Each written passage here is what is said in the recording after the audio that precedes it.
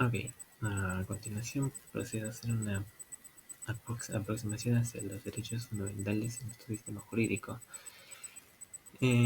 Tenemos que los derechos fundamentales pueden venir siendo de la representación de los valores esenciales dentro de lo que sería un modelo constitucional de Estado o un modelo de Estado constitucional, ya que constituyen tanto su propósito como su fundamento. La existencia de los derechos fundamentales, de, por- de por- de una manera de decirlo, sería que le da legitimidad a la estructura estatal al, al establecer un nivel mínimo de moralidad exigible en las normas que presentamos. Luego tenemos que el Tribunal Constitucional por allá en el 2005 sacó un presente vinculante el cual abarca la perspectiva que este toma respecto a los derechos fundamentales. Este expediente sería el número 1417-2005, el cual, el cual si bien trata un poco más apegado hacia el proceso de amparo y en base a la protección del derecho a la pensión, eh, este, el Tribunal Constitucional también se tomó la libertad de eh, explicar los derechos fundamentales, bueno, explicar ciertos aspectos de los derechos fundamentales que se deben de tomar en cuenta. Bueno, en base a lo antes mencionado, vamos a proceder a hablar acerca del proceso de amparo, bueno, mejor dicho, las garantías constitucionales y los derechos fundamentales, de- ya que este apartado va a ser un poco más referido a esta causal de improcedencia ubicada en el artículo 7, inciso 1, que hace referencia a que en un proceso constitucional no va a proceder el derecho, cuando la vulneración, la vulneración presentada no afecta al derecho fundamental invocado, o bueno, no afecta directamente a dicho derecho. A lo que el Tribunal Constitucional, no, por lo que de este apartado entendemos que el Tribunal Constitucional tiene una teoría. No, está basado en la teoría absoluta del contenido esencial del, del contenido esencial, en el cual pues tenemos no, que en dicha teoría pues se tiene que no toda la extensión de un derecho está protegido por garantías constitucionales, sino únicamente pues su núcleo esencial o más bien su núcleo duro, bueno, también llamado su núcleo duro, donde esto vendría siendo las características fundamentales que lo definen y lo distinguen al derecho de otros. El Tribunal Constitucional ha tratado de explicar esta causal de procedencia para que sea clara al momento de ponerse en práctica. Por lo cual, este señala que no todas las supuestas vulneraciones de un derecho fundamental pueden ser protegidas mediante el amparo, sino que van a ser únicamente las que afecten gravemente a dicho derecho. Por lo cual cae esta decisión de improcedencia cae más a criterio del juez constitucional, en el cual se le presenta la demanda.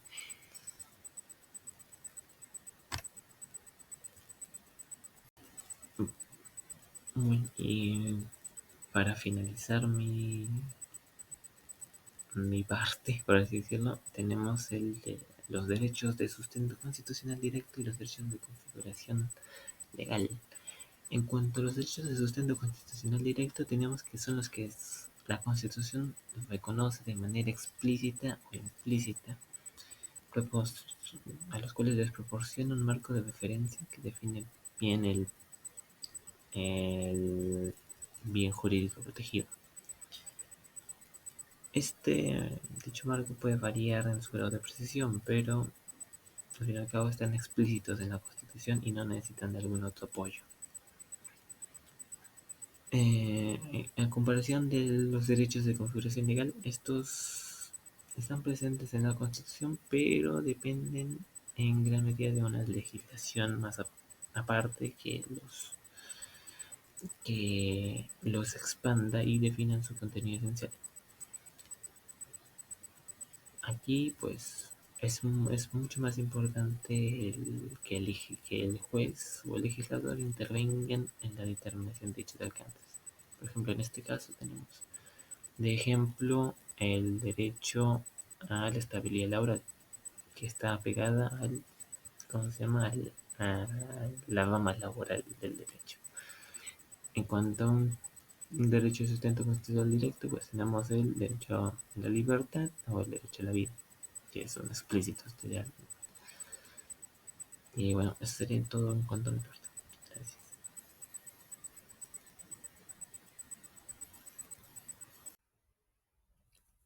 Las funciones de los derechos fundamentales.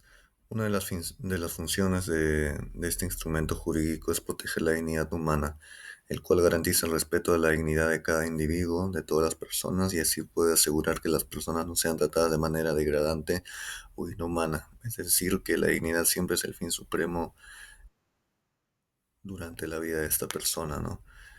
Esto incluye derechos como la libertad personal, la integridad física y psicológica, y la igualdad ante la ley sin distinción alguna, de raza, credo, religiones, color, lo que fuere.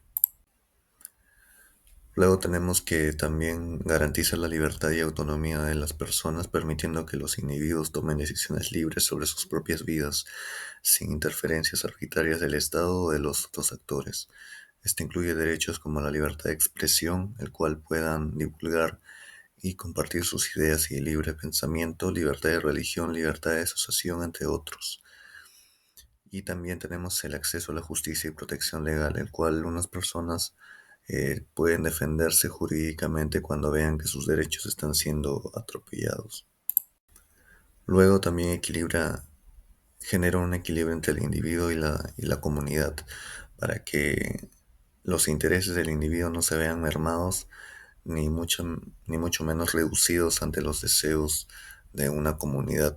Por lo tanto, se protege el interés particular, al igual que también el interés social, y también promueve la igualdad y la no discriminación por ninguna causa que podría ser posible. Así contribuye a erradicar la discriminación y promoviendo la igualdad de trato entre todos los ciudadanos, independientemente de su género o lo que fuere. También garantiza los derechos sociales y económicos, ya que los derechos civiles y políticos, los derechos fundamentales también incluyen derechos sociales y económicos como el derecho a la educación, la salud y a un nivel de vida adecuado y a la protección social. Sobre todo este derecho a la educación que es tan importante, pues es un derecho que todos tenemos a que una persona sea desarrollada, ya que también sabemos que la educación te permite tener un futuro mucho más enriquecido y también previene el abuso del poder. Estos derechos actúan como un límite al poder del Estado y de otros actores poderosos, evitando que abusen de su autoridad o infrinjan los derechos de los ciudadanos. Por lo tanto, una persona no se puede sentir amenazada en ningún sentido. Y luego fomenta la convivencia pacífica entre los ciudadanos y el Estado con el ciudadano. Así garantiza derechos como la libertad de expresión, el derecho a la información y la participación política. Los derechos fundamentales fomentan una cultura de respeto mutuo y diálogo entre las personas y las instituciones, lo cual genera una sociedad civilizada, armoniosa, llena de cultura y de paz, en donde no se atropellen los derechos de ninguna persona y sobre todo que una persona tiene derecho incluso a incursionar en lo que es la vida política eh, para poder generar una política civil social mucho más equilibrada, esquematizada y en donde todos podamos eh, agregar nuestro granito de arena en pro de una sociedad mucho más civilizada y ordenada. Bien, buenas noches. Mi nombre es Marcelo Miguel Villegas Villasante y hoy voy a exponer sobre la clasificación de los derechos fundamentales. Bueno, primeramente, a modo de introducción, respecto al constitucionalismo y su relación que puede tener con los derechos fundamentales, pues este es un tema clave para poder entender cómo se organiza el poder de un Estado y cómo pueden garantizarse los derechos de las personas, ya que el constitucionalismo es un modelo que permite limitar el poder público a través de la Constitución, en la cual están sujetos tanto los ciudadanos como los líderes políticos. Respecto a la relación que puede llegar a tener, por ejemplo, con la Carta Magna, con la Constitución, como mencioné antes, es que, bueno, primero hay que entender que el constitucionalismo surge pues como una forma que se necesita para poder organizar el Estado mediante una norma suprema, que esa es la Constitución. Entonces, es así que esta norma se encarga de establecer principios fundamentales, no solo para la nación, sino también para la sociedad, pues estos principios se encargan de limitar el poder de los gobernantes, ya que primigeniamente, el poder emana del pueblo. Entonces es así que todos, sin excepción, nos encontramos sujetos a la Constitución. Y es así también que su propósito es evitar siempre pues el abuso de poder y garantizar prácticamente un orden justo. ¿Qué relación puede tener, por ejemplo, con la filosofía moral? Que es un tema interesante que siempre me ha gustado revisar. Pues los derechos fundamentales se encuentran directamente relacionados con la filosofía moral, ya que tanto la filosofía como el derecho mismo, y en este caso los derechos fundamentales, evolucionan con el tiempo, evolucionan en conjunto con el hombre. Entonces es así que estos se convierten en derechos esenciales que deben evolucionar, deben ir cambiando para que así puedan ajustarse a las nuevas exigencias del mañana. Y, pero aún así estos mismos no dejarían de proteger y asegurar y evitar, por ejemplo, la vulneración de derechos fundamentales como pueden ser la dignidad humana o la justicia o la paz. ¿Y qué características pueden presentar estos derechos fundamentales? Bueno, básicamente son cuatro. Primeramente son imprescriptibles ya que estos no caducan ni se pierden con el tiempo, son inalineables porque no pueden ser transferidos a otra persona y son irrenunciables, nadie puede renunciar a ellos, además de ser universales, que se aplican a todos los seres humanos sin distinción. Estas características van a ser analizadas a profundidad más adelante por otro compañero mío, pero es necesario ir mencionándolos desde ya para que se tenga un mínimo conocimiento para poder seguir desarrollando el tema. Ahora vamos a ir a la clasificación. Existen diferentes formas, diferentes maneras de clasificar los derechos fundamentales, pues para poder esquematizarlos siempre surgen nuevas teorías y nuevas formas de poder organizarlos para su posterior estudio. En este caso, como se puede apreciar, están los derechos individuales, que básicamente se dividen en derechos civiles y políticos, que se encargan de más bien proteger las libertades personales. Luego se encuentran los derechos plurindividuales, que prácticamente consisten en los derechos económicos y sociales, que siempre requieren acción estatal para poder garantizar su bienestar. Finalmente están los derechos transindividuales, de nombre curioso. Bueno, estos son colectivos y difusos y pues se encargan de proteger a grupos determinados y a comunidades.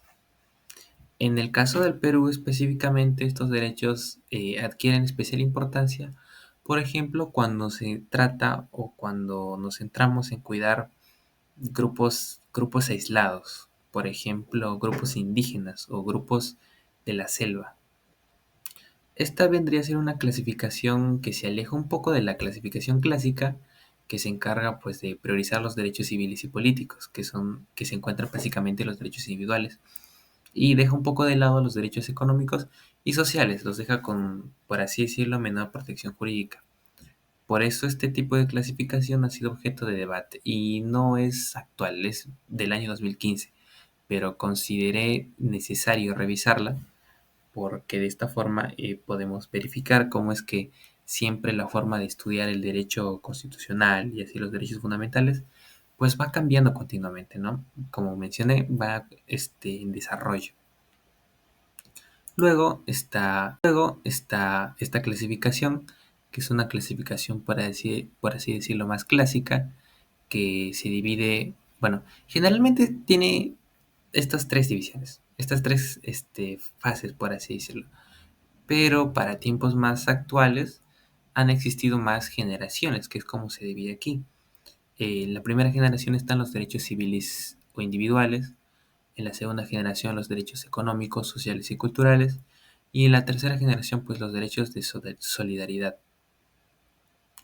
Los derechos sociales y económicos de esta primera generación, que usualmente se encuentran en la primera generación, pues se encargan de exigir, o bueno, necesitan de la intervención del Estado para que se pueda garantizar, por ejemplo, condiciones que permitan que los ciudadanos podamos llevar una vida digna.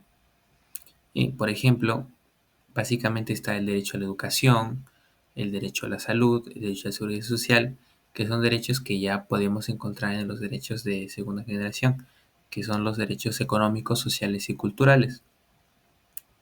Estos derechos de segunda generación adquieren especial particularidad, especial importancia en el siglo XXI, ya que cobran mayor relevancia en conjunto con el constitucionalismo social. Es por ello que, por ejemplo, de la segunda generación, una característica importante o un término importante que nos permite reconocer los derechos de segunda generación, pues es el tema social, ¿no? También se les llama derechos sociales.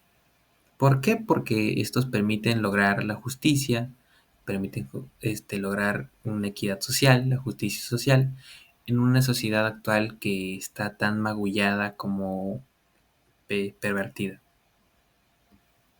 Entonces, en el marco legal de una legislación específica, o sea, una constitución o una carta magna, los derechos fundamentales poseen un estatus diferenciado y resguardado, que impide que autoridad institucional alguna pueda contravenirlos. Pues básicamente estos derechos se encargan de salvaguardar, como se mencioné, necesidades fundamentales que todo ser humano tenemos para evitar pues que el Estado termine transgrediéndolas. Luego están, por ejemplo, tomando como consideración la anterior diapositiva, los derechos transindividuales y su reconocimiento.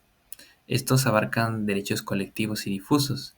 Y un ejemplo de estos derechos, pues como mencioné, son los pueblos indígenas, ya que estos derechos primero permiten su autodeterminación y segundo permiten que las instituciones respeten sus, por ejemplo, costumbres, respeten su forma de vida, ya que de esta forma es que se les reconoce como seres humanos que tienen su propia forma de vivir y su propia forma pues de afrontar las dificultades que llegan a presentarse en la sociedad. Estos tipos de derechos, que son los transindividuales, no pueden ser asignados a una sola persona, sino que protegen comunidades enteras, como mencioné.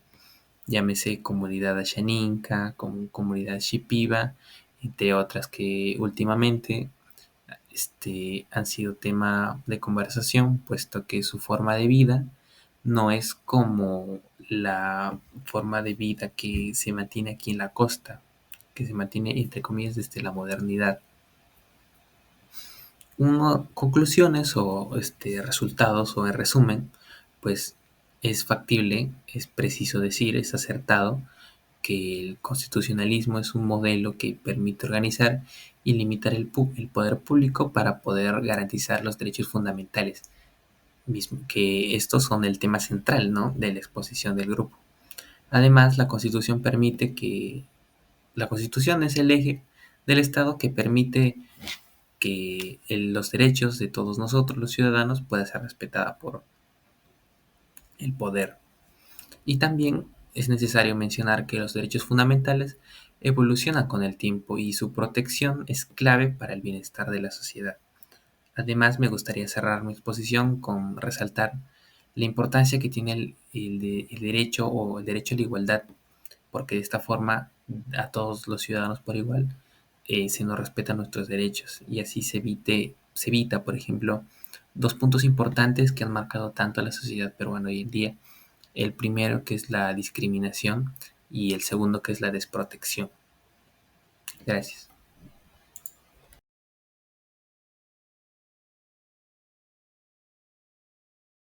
Bueno, doctor, para proseguir con la explicación, vamos a hablar ahora de la fuente de los derechos fundamentales. que son los actos, eventos y tradiciones, ¿no? Que modifican o extinguen las normas jurídicas. Estas pueden ser fuentes constitucionales, fuentes también internacionales. Dentro de las fuentes constitucionales vamos a hablar sobre lo que sería la Constitución, las leyes y reglamentos.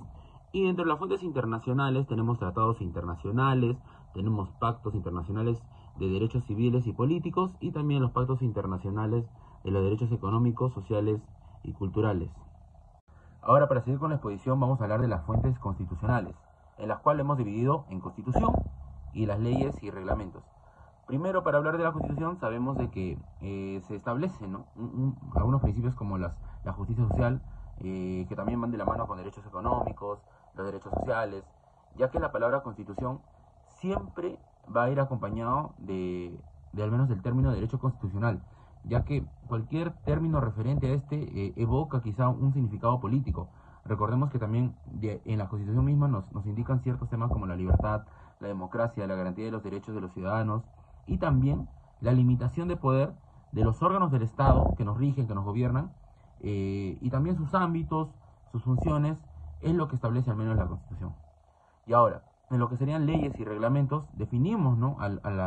en este caso como un conjunto de normas que tienen un carácter general, que fueron producidas por el Estado, ya que pueden ser nombrar a la misma Constitución, las leyes, los decretos, resoluciones no judiciales, ¿no? Recordemos también que la legislación es un procedimiento de creación de normas jurídicas y también tiene ciertas particularidades propias que distinguen de otras fuentes formales, ¿no? Y también explicar que ese término tiene que ser preciso en cuanto a lo que son normas establecidas por los poderes del Estado, o en este caso por el Estado mismo. Bueno, ahora para continuar con las fuentes internacionales, los hemos dividido en tres: los tratados internacionales, también tenemos el Pacto Internacional de los Derechos Civiles y Políticos, y tenemos también los pactos internacionales de derechos económicos, sociales y culturales. Y ahora, primero para hablar de los tratados internacionales, sabemos que estos tratados son acuerdos internacionales entre diferentes países que los vinculan, ¿no? Que se celebran entre diferentes estados y otros sujetos del derecho internacional público. Estos tratados pueden ser escritos, pueden ser de manera oral y también constituyen una de las fuentes más importantes del derecho internacional. Ahora, tenemos también el Pacto Internacional de los Derechos Civiles y Políticos. Se reconocen diferentes derechos, pero yo he resaltado al menos dos, que es el derecho a la vida, ¿no? Ya que es un derecho inherente a la persona humana, ya que nadie puede privarla de la vida de una forma arbitraria, ¿no? Pero podemos resaltar que quizás en diferentes países, como un ejemplo, no está establecida la pena de muerte, pero ya al tener este pacto, o al pertenecer en este pacto también entraría una polémica, ¿no? Pero sí sería accesible la pena de muerte, siempre y cuando sea por un delito muy grave y esta sea una sentencia del tribunal competente de cada país. Y por otro lado tenemos el derecho a la libertad y a la seguridad personal, ya que este derecho incluye que una persona no puede ser detenida o privada de la libertad de una forma arbitraria. Al menos son dos derechos que este Pacto Internacional de Derechos Civiles y Políticos se pueden resaltar. Y ahora por último tenemos lo que serían los pactos internacionales de los derechos sociales, culturales y económicos. Hay que resaltar que estos derechos refieren a las condiciones de la vida de las personas, hablando también de una manera socioeconómica, ¿no? Ya que podemos ver derechos como el tema laboral, como derechos de condiciones a una vida digna, y que garanticen al menos el disfrute de la cultura y el conocimiento científico. Al menos eso sería con el tema del Pacto Internacional de Derechos Económicos, Sociales y Culturales, y también respecto a las fuentes de lo que sería tanto fuente constitucional, que es por un lado, y por el otro tenemos también lo que serían las fuentes internacionales. Siguiendo con la exposición, voy a hablar sobre los límites a los derechos fundamentales. Si bien es cierto que los derechos fundamentales son el pilar del ordenamiento jurídico y también constituyen la base de los sistemas democráticos modernos, estos derechos no son absolutos, sino que para su ejercicio se necesita de la armonización con otros intereses igualmente protegidos por el derecho que puedan garantizar la convivencia pacífica y la estabilidad social de la población. Es por eso que se busca establecer límites a estos derechos.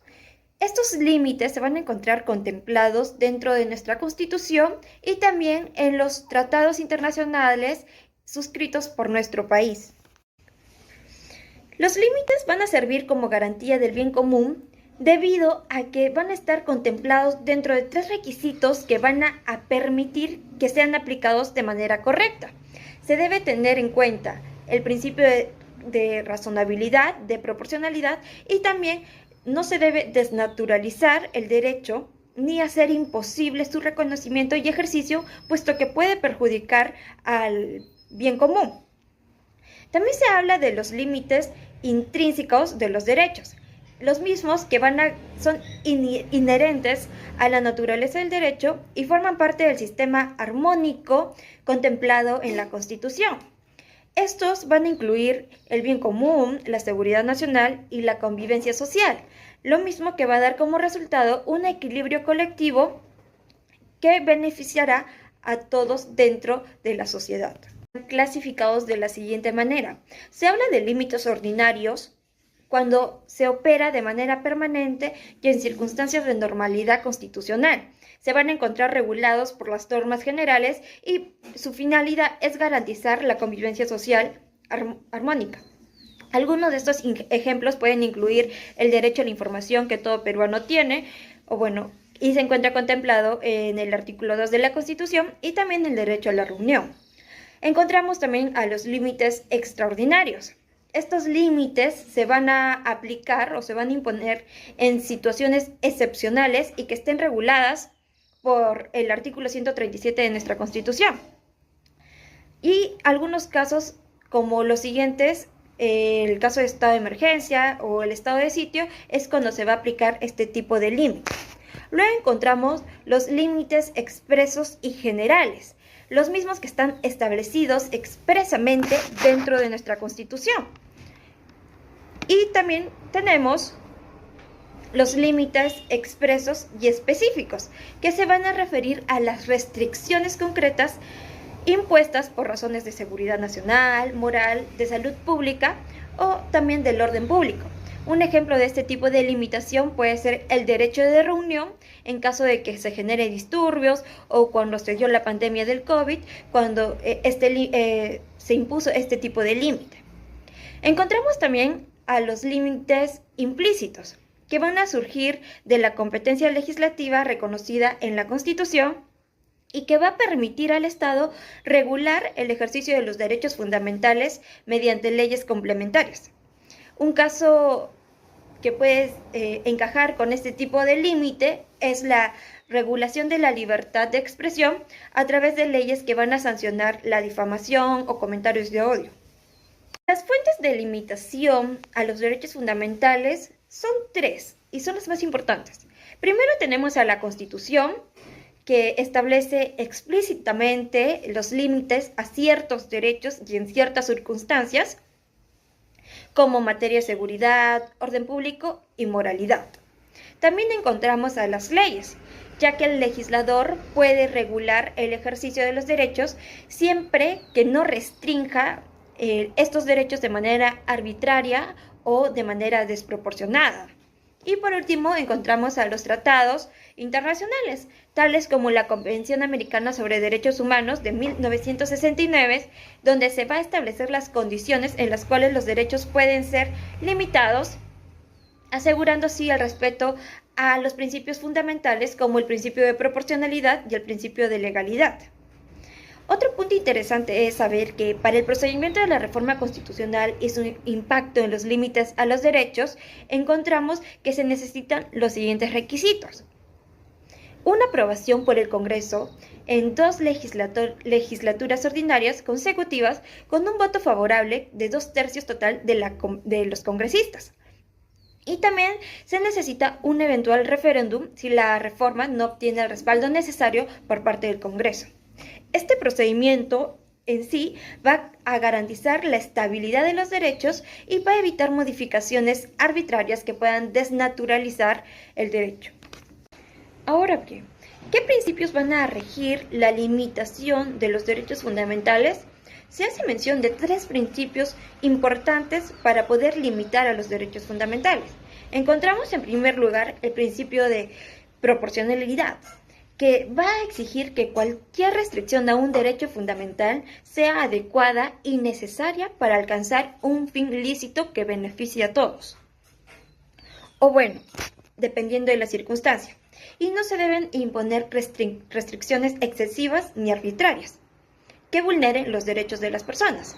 También encontramos el principio de legalidad, ya que toda limitación de derechos debe estar prevista en una norma con rango de ley y debe cumplir con los requisitos constitucionales establecidos. Y por último encontramos el principio pro persona, que en caso de duda o conflicto normativo se debe prevalecer la interpretación más favorable para la persona, así protegiendo en mayor medida los derechos fundamentales de cada uno.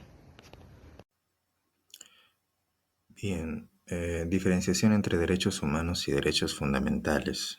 Los derechos fundamentales y los derechos humanos son inherentes a todo ser humano por el simple hecho de existir, ¿no?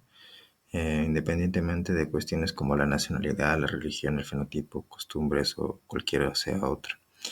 Entre derechos fundamentales y humanos hay una distinción tradicional que, si bien desde el punto de vista ontológico resulta irrelevante, hoy en día se le da mucha importancia. ¿En qué consiste? Bueno, como vemos allí, Huerta nos dice que los derechos humanos se identifican por su vinculación al derecho internacional y los fundamentales por su reconocimiento por el derecho interno y su ubicación en la norma suprema. En este sentido, es posible sostener que los derechos fundamentales y los derechos humanos constituyen dos categorías distintas, ¿no? Tradicionalmente se considera que los derechos fundamentales se refieren a los derechos humanos, ¿no? Que están reconocidos por la Constitución política en un determinado estado. Mientras que los derechos humanos pues, se refieren a aquellos que están reconocidos en tratados internacionales, ¿no?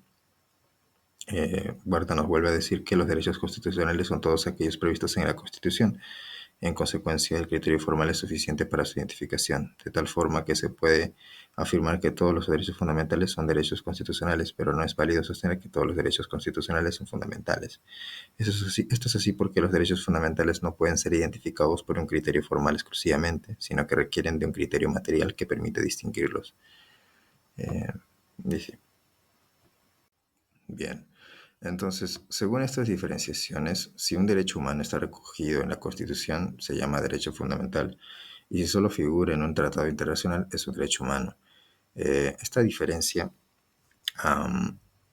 es algo forzada porque ambos derechos hacen referencia a lo mismo. Podríamos considerarlos sinónimos, incluso bajo cuestiones formales, cuando un tratado internacional que involucra a derechos humanos llega a ser ratificado por un Estado, inmediatamente estos derechos adquieren rango constitucional, por eso tanto en la forma como en el fondo terminan siendo lo mismo, ¿no?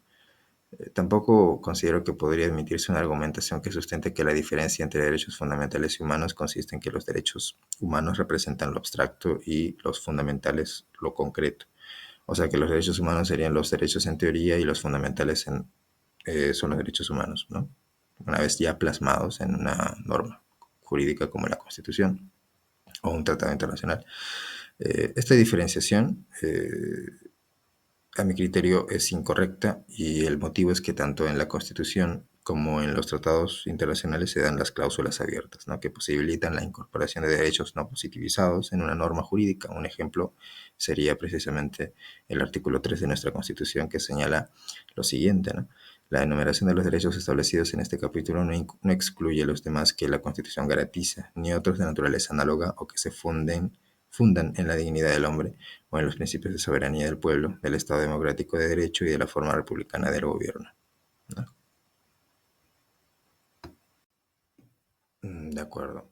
En síntesis, bajo el aspecto del contenido, los derechos fundamentales y humanos son lo mismo. Sin embargo, en su tratamiento existen diferencias, ¿no? Tanto de orden interno como externo. Y para ya sintetizar todo, podríamos ya mencionar pues estas diferencias que vemos, ¿no? Que ya se pueden mencionar de manera ya objetiva. Los derechos fundamentales están reconocidos de manera explícita, por ejemplo, ¿no? O de manera implícita en el texto constitucional. Son exigencias jurídicas para el Estado, estos deben ser optimizados por el Estado, se dan para los nacionales o extranjeros dentro del territorio de un país y su protección está a cargo de mecanismos de tutela como el habeas corpus o el recurso de amparo, ¿no? Y en el caso de los derechos humanos, están reconocidos en tratados internacionales, representan obligaciones morales para los estados que han firmado los tratados, pero cuando estos son ratificados se convierten en obligaciones jurídicas. Son un mínimo que todo Estado se compromete a respetar, son de alcance universal y transnacional y la jurisdicción funciona como mecanismo subsidiario.